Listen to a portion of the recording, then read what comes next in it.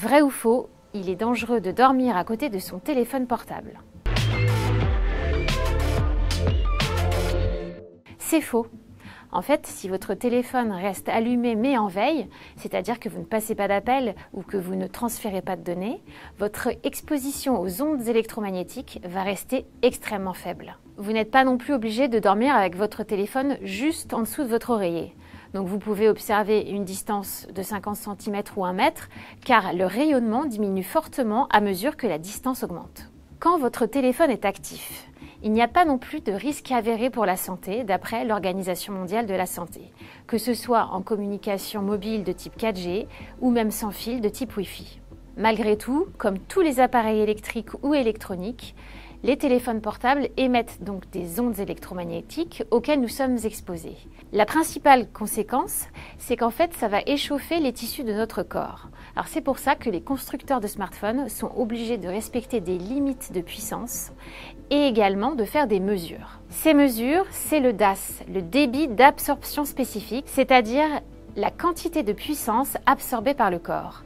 Alors comme on tient notre téléphone de différentes façons, dans différentes positions, il y a différents DAS.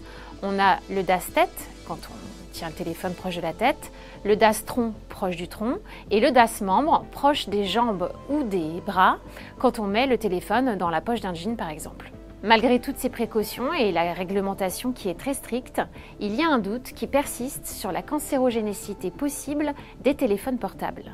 Tout simplement, il y a eu une expérience il y a quelques années en laboratoire sur des rats et ils ont eu des tumeurs au cerveau après avoir été exposés à des communications 2G, mais c'était sur une très longue durée et à très haute dose. Dans le doute, l'OMS recommande d'utiliser un kit main libre quand on a énormément d'appels à passer ou quand on passe toute sa journée au téléphone portable. Les situations où votre téléphone portable vous expose le plus aux ondes électromagnétiques, en fait, ce sont quand vous vous retrouvez par exemple à la campagne, qu'une antenne est très loin et que vous allez avoir du mal à capter.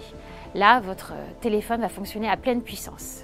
Ça va être également le cas si vous vous déplacez à très grande vitesse, dans un train, dans un TGV ou en voiture sur l'autoroute.